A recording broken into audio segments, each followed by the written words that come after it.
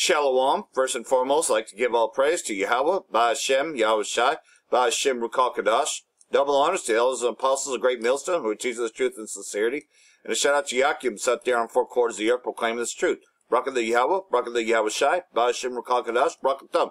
So here we are, entering into almost the 4th week of the government shutdown, and of course Esau showing his true hatred for us, as you probably seen this video a few times, but I'm going to play it. This is pretty much CNN mocking us, as well as them coming up against Gad, that piece of shit fucking goddamn Edomite, coming up against Gad, because you're just showing who you really fucking are. You've been a piece of shit, you're a thief, and now it's coming back on you. Your fucking government's shut down because they don't give a shit about you. And you fucking deserve it. All you bastards that came over here illegally, because you're the illegals, you're fucking getting it. And you fucking deserve it. And we're just enjoying this. Other black visitors, natives, and a Catholic priest. That's not the one for a bunch of child molesters. This is the moment that group becomes aware of the students, some wearing Make America Great Again hats. You got these pompous bastards come down here in the middle of a native rally with their dirty-ass hat on. At first, the Catholic school students are there in small numbers, but more and more students begin to gather, watching, with few weighing in. The small group of men continues taunting them. A bunch of incest babies. This is what America makes it. To make America great looks like. The students begin to react, but do not approach the men. The black Israelites continue to condemn the kids. You worship blasphemy. And that's the Sakari group. That's not GMS. Then, one of the students takes off his shirt and the group begins chanting. 2 minutes later, you hear a drum beat. That is Phillips and another Native American drummer. He says it was an attempt to thwart potential violence. The kids dance to it, and some begin chanting along with the native song. But for those who think they were enjoying each other's company, Phillips says that is not at all how it felt, especially because of the student standing before him. Fear, not for myself, but fear for the next generations, fear where this country's going, fear for those youths, fear for their future, fear for their souls, their spirit, their There's only one place that America can go, up in smoke. We're never going to live peaceably among these goddamn fucking Edomites. They're fucking terrorists. I don't think this wasn't pre-planned shit. Of course these goddamn fake-ass Jews fucking pre-planned shit. And Donald J. Trump is their puppet. Now in its 3rd week. The president now says he's willing to let the shutdown last for months or even years.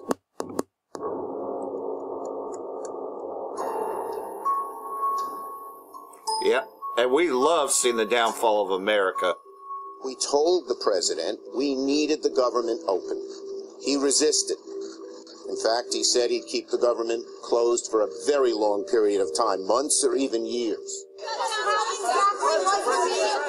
Major, go ahead. Sure. Mr. President, Senator Schumer came out and said that the meeting from his point of view and Speaker Pelosi's was contentious. He also said, you said in the meeting, this is him quoting you, I just want to check, that the shutdown could go on for months or even a year or longer. Did you say that? And I did. I did. Is that your assessment of where we are? Absolutely, I said that. I don't call it a shutdown. I call it doing what you have to do. President Trump said that may mean keeping the government closed for months or even years.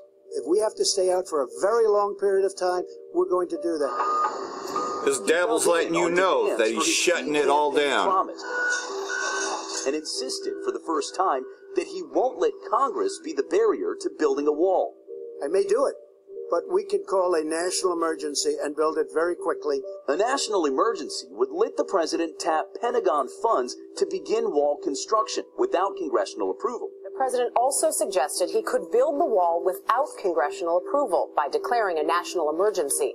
The president also said if Democrats in Congress don't give him $5.6 billion for construction of a border wall, he could use emergency powers to divert Pentagon funds for that purpose. We can call a national emergency because of the security of our country, absolutely. No, we can do it. I haven't done it. I may do it. I may do it.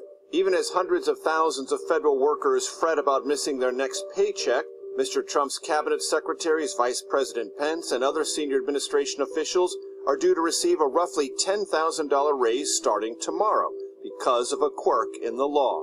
I heard you use the word crisis. So there you go. They're giving themselves a raise. Oh, wasn't this corruption happening during the Clinton administration? I remember Clinton actually officially ending the fact that Congress, all they have to do is vote to give themselves a raise. Huh. Ain't no fucking corruption fucking stop. No, these fucking people are vile. They're the Edomites. But really what Donald Trump is doing, though, is he's weeding out those that won't work with him, you know, kind of shortening everything. Because he has, you know, just like what you saw in The Apprentice, is a preemptive of what he was going to do as the president. He was going to fire a lot of people that ain't on board with him. You know, the same thing as Obama was doing. Obama was doing the same thing, but y'all just didn't see that. But now you're starting to see that, okay, they're going to weed out those that ain't strong. They're pretty much downsizing, because that's what's happening with the mall closures and all those things. They're downsizing. And that was just to get those loyalists.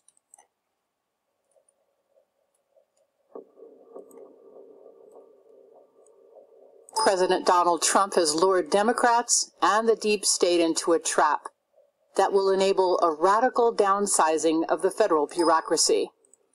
In only 5 more days of the already longest government shutdown in history, 25 days and counting as of today, a heretofore obscure threshold will be reached, enabling permanent layoffs of bureaucrats furloughed 30 days or more. Don't believe that federal bureaucrats can be laid off? Well, in bureaucraties, a layoff is called an RIF, a reduction in force, and, of course, it comes with a slew of civil service protections. But if the guidelines are followed, bureaucrats can be laid off, as in no more job. A reduction in force is a systematic elimination of positions. For all practical purposes, a government reduction in force is the same thing as a layoff. Purposes. Many procedures must be followed, and job performance is the last consideration. But based on the criteria, I'll leave a link in the production notes. Employees already furloughed can be laid off once they've been furloughed for 30 days or 22 workdays. The op-ed written by the anonymous senior official in the Trump administration, I narrated it last evening, makes the case that devotion to process eats up most of the time of the federal bureaucrats, and it's also used by enemies of President Trump's initiatives to stymie the legitimate orders issued by his senior officials. People in the know call those Senior Executive Service, or SES. Those officials who waste time and stymie President Trump's initiatives, but now they're not present because, well, they're not categorized as essential. Remember, in the op-ed the anonymous official wrote, due to the lack of funding, many federal agencies are now operating more effectively from the top down on a fraction of their workforce, with only select essential personnel serving national security tasks. Senior officials can reprioritize during an extended shutdown, focus on valuable results, and weed out the saboteurs. We don't want most employees to return because we're working better without them. Make America great again. That saboteurs cannot be individually identified and laid off, but they can be included in those layoffs if they meet the criteria, and they must be given 60 days notice. But once they're gone, and they're no longer free to obstruct using the process as their friend. Well, because they're gone. If this was the president's plan all along, it would explain why he goaded Chuck and Nancy in his televised meeting with them last year. He boasted that he would claim credit for the shutdown. How could they resist a prolonged government shutdown when the president made it so easy to blame him.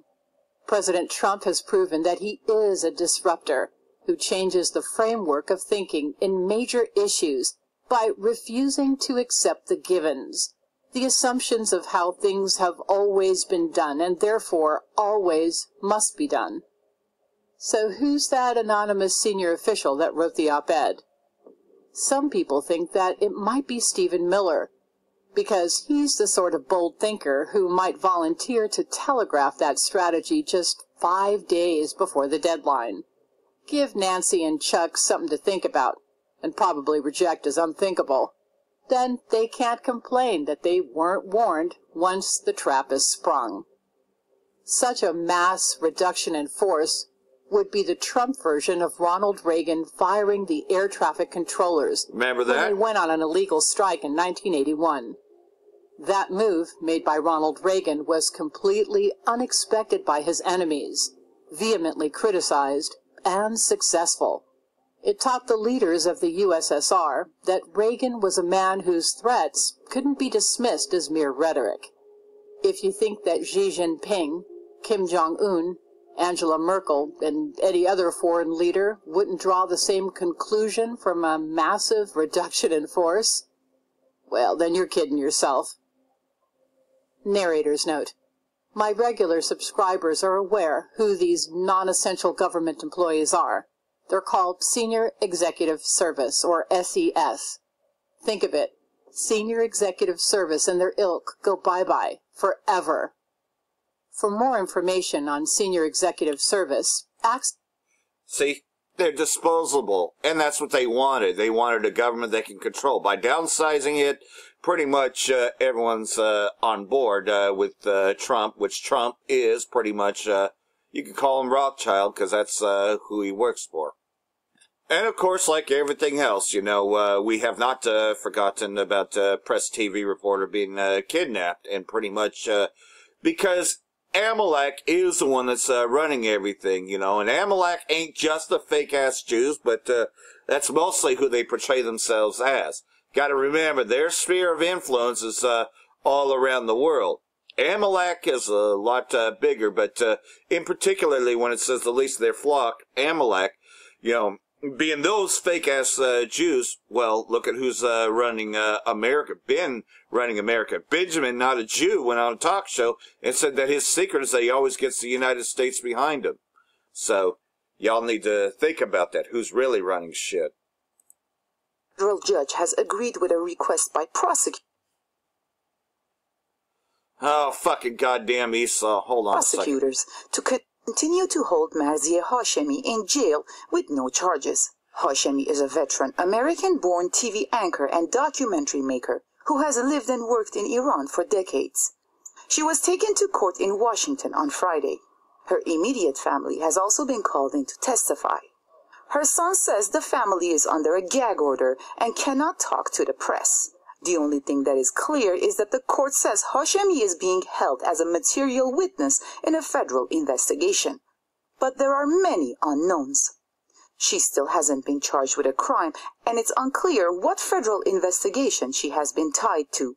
The FBI and Justice Department have declined to comment on the situation. Born Melanie Franklin, the 59-year-old Muslim convert goes back to the United States about once a year to see her family. In a phone call, she has told her family that she had been subjected to violent and abusive treatment, and authorities have forced her to remove her hijab. She's been denied halal food and only offered pork as a meal. There is no information about her health condition as of now. And that's another thing, you heard it, that she was only offered pork. What do you think Esau's going to do to us when he puts us in the concentration camps? Because you know that we're an even bigger enemy of Esau than Persia is. So that's another preemptive. If you should be in the FEMA camps, you know, you're going to have to go without eating. Because there's no way we can compromise now that we know who we are. And for all that, I want to say Barak Yahweh, Barak Yahweh Shai, Ba'ashim Rakal Kadash, Barak Thumb. Next video, I'll try to get some scriptures in there. They only give me 15 minutes on this particular app.